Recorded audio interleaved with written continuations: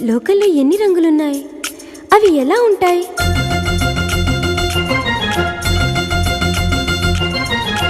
బుగ్గ మీద వెచ్చని సిగ్గు వచ్చినప్పుడు దానిని అడుగు, ఎర్రదనం అంటే చెబుతుంది.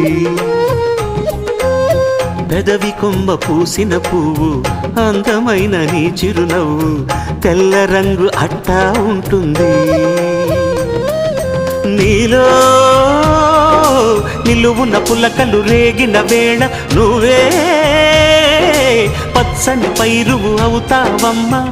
దిగులు రంగే నలుపు అనుకో, ప్రేమ పొంగే పసుపు అనుకో.